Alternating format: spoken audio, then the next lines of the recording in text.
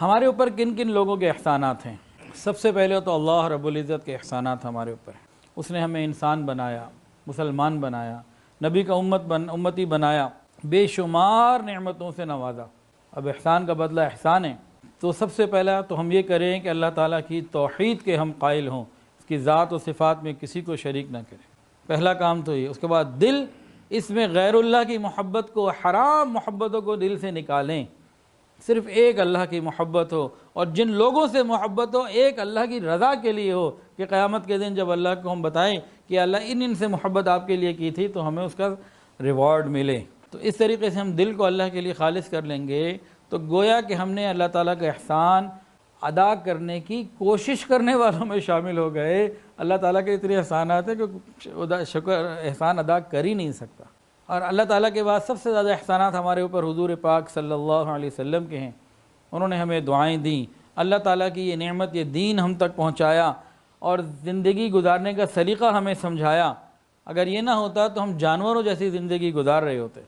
اگر اللہ کے محبوب صلی اللہ علیہ وسلم نے ہمیں حیا کا نہ بتایا ہوتا تو ماں اور بیٹی کا فرق آج ہمارے اندر نہ ہوتا، یہ رشتہ داریاں اور یہ قربتیں، یہ چیزیں ہمارے اندر نہ ہوتیں۔ یہ سب نبی علیہ الصلوۃ والسلام کے احسانات ہیں۔ باہر کی دنیا میں کیا ہوتا ہے، دو میاں بیوی ایک جگہ کھانے کے لیے آتے ہیں تو بیوی اپنا بل پے کرتی ہے، خاوند اپنا بل پے کرتا ہے۔ حضرت جی فرماتے ہیں کہ ایک ایئرپورٹ میں بیٹھا ہوا تھا، وہاں پہ ایک انگریز جوڑا آ کے بیٹھ گیا۔ عورت نے مرد کو کہا، can I borrow a cigarette from you, کیا میں ایک سگریٹ آپ سے ادھار لے سکتی ہوں؟ حضرت فرماتے ہیں قریب بیٹھے تھے، میرے کان میں آواز آئی، میں نے کہا شاید کوئی آپس میں نامحرم ہوں گے یا کوئی دور کا تعلق ہوگا۔ تو کہنے بیٹھے ہی ہوئے تھے تو مرد نے مجھ سے کوئی بات چیت کی، ہیلو ہائی کی۔ پھر میں نے پوچھا آپ لوگ کون ہیں؟ کہا ہم دونوں میاں بیوی ہیں اور 22 سال ہو گئے ہماری شادی کو۔ 22 سال کی ایسوسیشن کے بعد آپس کا تعلق کیا ہے کہ بیوی خاوند سے ایک سگریٹ ادھار مانگ رہی ہے۔ یہ زندگی ہے ان کی۔ اور ہمارے ہاں تو کتنی محبتوں کی زندگی ہے، ایک دوسرے کے لیے خدمت، کھانا کھلانا پلانا، ہدیے دینا، یہ سب نبی علیہ الصلوۃ والسلام کے احسانات ہیں ہم سب کے اوپر۔ اللہ اکبر کبیرہ۔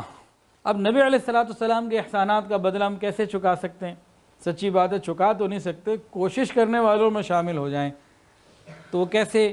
ان میں چند باتیں میں ابھی عرض کر دیتا ہوں۔ پہلی بات تو یہ ہے کہ ہم نبی علیہ الصلوۃ والسلام سے اتنی محبت کریں جو مخلوق میں کسی اور سے نہ کی ہو۔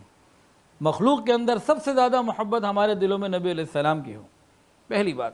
دوسری بات، حضور کی سنتوں سے محبت کریں اور عمل میں لے کر آئیں۔ ایک آدمی سنت سے محبت کرتا ہے، عمل میں نہیں آتی، جھوٹا ہی ہے۔ سنتوں سے اپنے آپ کو مزین کریں۔ اور تیسری بات، جو رسول اللہ صلی اللہ علیہ وسلم کا غم تھا اس غم کو اپنا غم بنائیں، یعنی دین کی محنت کریں، لوگوں کو دین پہ لانے کے لیے جان مال وقت لگائیں۔ اور چوتھی بات، جن کو نبی علیہ الصلوۃ والسلام سے نسبت ہے ان کا خیال کریں۔ ایک تو نبی علیہ السلام کے رشتہ دار ہو گئے جیسے سادات اہل بیت، اور نسبت صرف سادات اور اہل بیت ہی کو نہیں ہے، یہ جو علماء ہیں، مشائخ ہیں، اللہ والے ہیں، دین کی محنت کرنے والے، ان سب کو نسبت ہے۔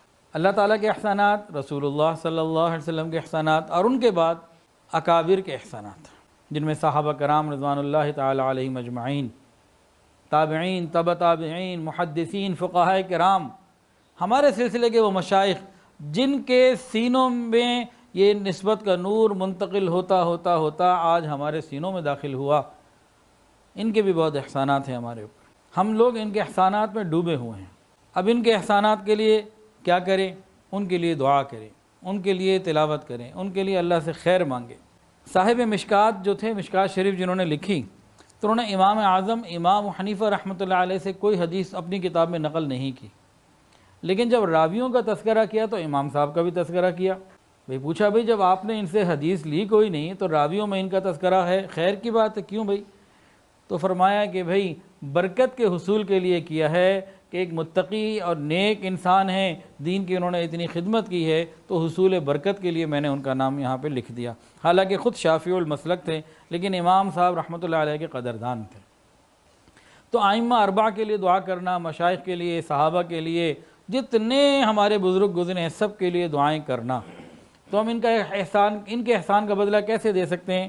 ایک بات تو ہے کہ دعا کرنا، دوسرا تلاوت قرآن کے کر کے ثواب پہنچائیں۔ بعض لوگوں نے ایسا بھی کیا کہ جو کسی سلسلے سے بیعت ہو گئے اور حضور پاک صلی اللہ علیہ وسلم سے لے کر حضرت جی تک 40 نمبر، حضرت جی کا 40واں نمبر، آگے 41واں آ گیا، جو حضرت کے آگے خلفاء ہیں جتنے بھی وہ 41ویں نمبر پر ہیں۔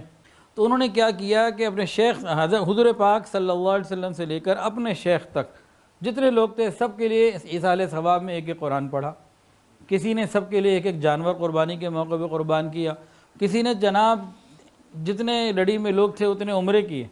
تو بھائی کرنا چاہیے۔ امام اعظم امام حنیفہ رحمۃ اللہ علیہ اپنے استاد حماد کا بہت کثرت سے ذکر کرتے، اپنی ہر دعا میں ان کے لیے دعا کرتے اور اپنے بیٹے کا نام بھی حماد رکھا۔ اسی طرح امام ابو یوسف رحمۃ اللہ علیہ امام حنیفہ رحمۃ اللہ علیہ کے لیے دعا کرتے، امام احمد بن حنبل رحمۃ اللہ علیہ امام شافعی کے لیے دعا کیا کرتے تھے۔ تو اکابر کے لیے دعا کرنا